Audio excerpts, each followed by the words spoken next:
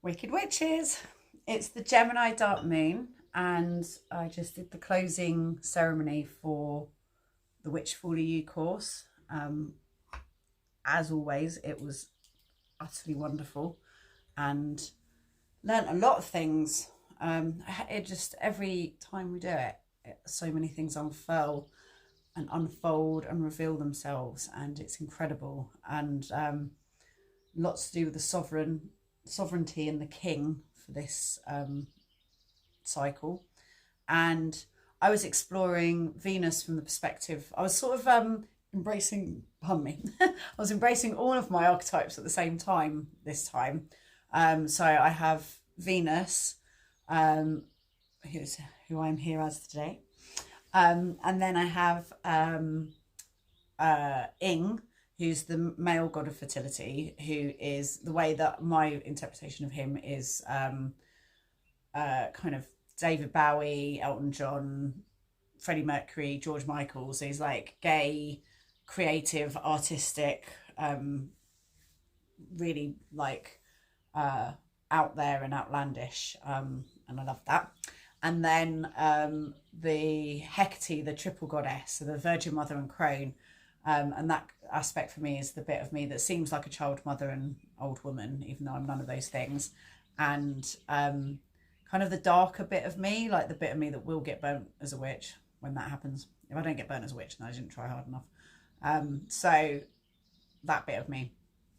And I sort of worked with all of them this time, but I was also exploring Venus from the perspective of Mars, because this year is a 7-year in numerology, but I'm having a 5-year personally, which is Mars. 7 is Venus. So I'm having a Venus and Mars year.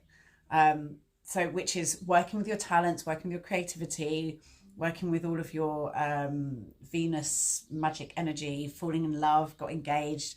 Like I got, like the fact that I got engaged while on the course was running. Like there's no such thing as coincidence in magic. It's all of these things are happening for a reason, and as they ought to be, unfolding at the right time. Kairos is perfect timing. Everything was happening in Kairos, and everything to do with this course is very much Kairos. And yeah, my divorce came through, and I got engaged. And at the full moon ceremony, so not the Witch Follow You ceremony, but the full moon one that I held, my good friend Thomas, who's a druid, suggested that he thought that Venus should divorce Mars because he was sick of this relationship between sex and violence and love and violence, and that he thought he should marry Mercury.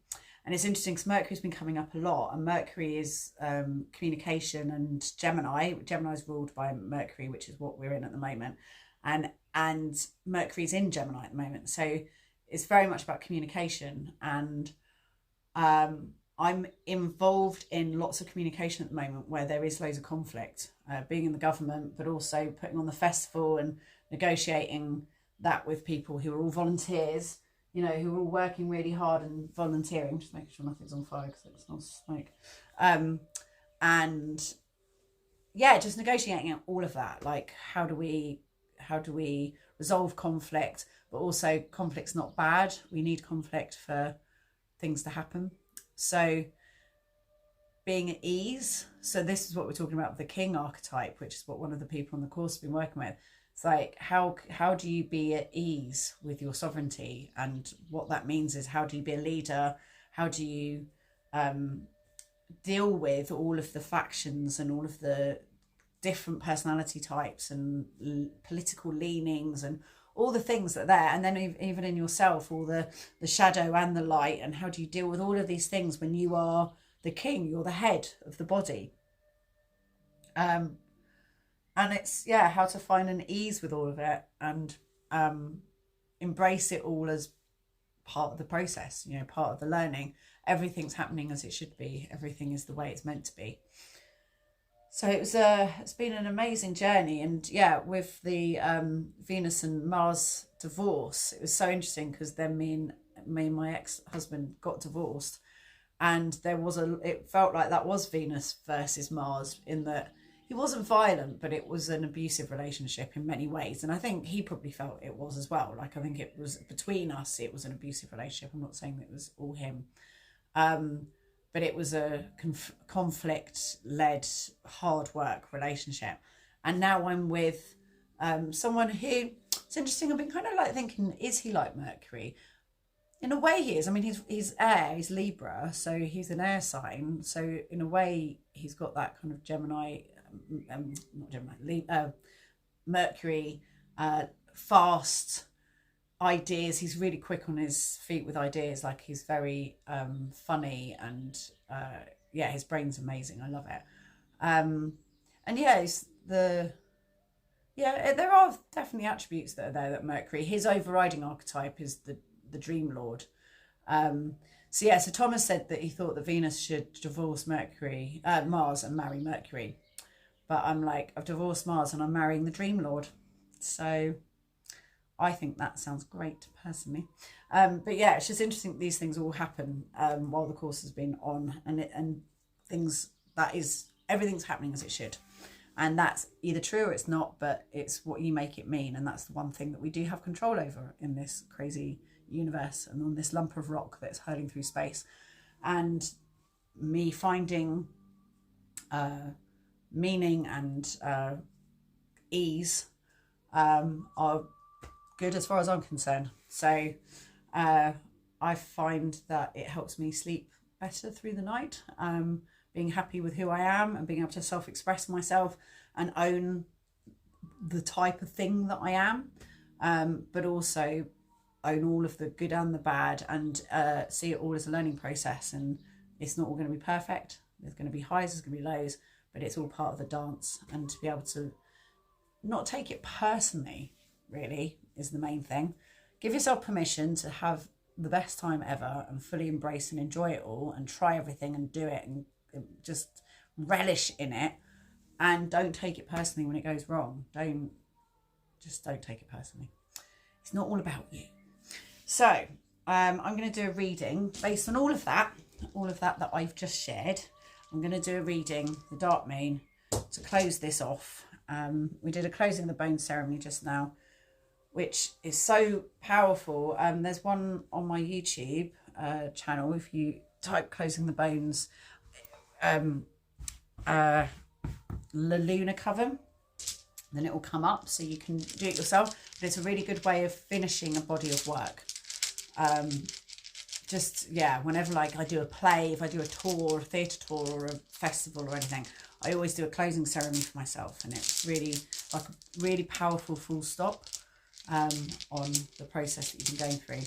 So I just did that. So it was the end of that bit of work, and we're entering something new. It's the summer solstice. It's a new moon. So this is a perfect time to begin again. So this reading is for the collective, the blank rune. Well, you couldn't get more perfect than that, really.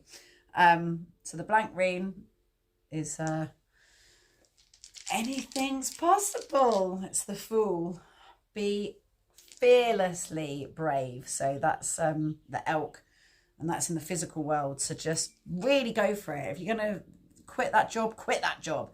If you want to split up with that bloke, or you want to start that project, do it. Be brave, be fearless and wild in your courage. And the Thorn, I love this rune, Thoraz. So this is in our communication. So this is coming up for me a lot at the moment, that I need to get in integrity with some of my communication, and that means some conversations that are uncomfortable. But it's like, put your big girl pants on and have those conversations. So that's what it's saying to me. It's not an easy journey, but it's important, and it will help you evolve. So things that need to be communicated, put your big pants on, do it. Don't be scared. I've got Rado for the emotional world, for our actions. So this means that wherever we're at in terms of our sexuality, our passion, our anger, our drive, our desire, that wherever we're at, that this too shall pass, that we're on a journey, that we're moving forwards, and this will not all be the same forever.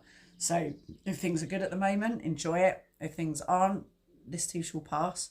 So it's it's a new phase. It's time for something new. It's the turning of the wheel. Something new is happening. Oh, and joy, joy, joy, joy, joy, joy, joy, joy, joy, joy. And that's in our inner world, in our imagination, in our wisdom, in our spiritual depths, full of joy, just wonderful. So to find some joy and ease and peace and loveliness, anything is possible. And it's time to just be brave and do it. Have those conversations and take those leaps. Okay, and then for my cards, let's see what we pull. So debauch. This one is about us leaking. Look how leaky those cups are. So where have you been leaking energy, leaking money? Because debauchery is you're overspending or you're giving away too much energy. You're leaking something. So where have you been leaking? And then how do we fill back up with happiness? So that's happiness. So for us to refill the well, to be absolutely in, like just overflowing with happiness. I mean, we've got joy in the inner world as well. We've got the Empress, the goddess. So this is connecting with our higher selves, which is what we've been doing with the Witch for You course, is connecting with the highest version of ourselves. But it's the feminine, it's Venus. I mean, that is the card of Venus, the goddess, the swan. It's connecting to that power that is not scared to do the hard work, to have those difficult conversations, to, you know, you have to rule. How do you rule with ease? So doing that in your life, ruling with ease, but you're fair and you're kind and you're benevolent and you're giving and you're doing it from a place of love. So trust that, but do check on where you've been leaking your energies and giving too much away, because it doesn't help anyone. Put the oxygen mask on yourself first. So a little nod from the goddess into the directions that she's requesting we go. Express yourself. I love this card. I feel like this card might be me. Looks like me. Express, which is quite similar to Empress. So the Empress card and the Express card. Be yourself. I can smash it out the park. Be your archetype. Embrace who you are. Own it. Love it. Wear it with pride. And don't be ever ashamed of who you are. Or of being too small. Like, don't be small. Of being too big. So don't be small. Do not play small. There's no such thing as too much. And know that it's all sacred. Everything you do is sacred. This work with the archetype is sacred. And being yourself and being alive, like literally everything we do is an act of worship. Like, we're here on this earth, divine beings. We are infinite. We're infinity having a finite experience. We're immortalness having a mortal experience. So just being here is sacred. Like, we are sacred. So enjoy every second of it. Love it. The feel, the smell, the taste, the touch. Enjoy every second of it, because you only have it for a short time and then it's gone. Awesome. Never seen this one before. Breaking habits. Akilandeshvari. She's a cool goddess. Right, let's see what she's got to say. Not seen her. What was it? Akil.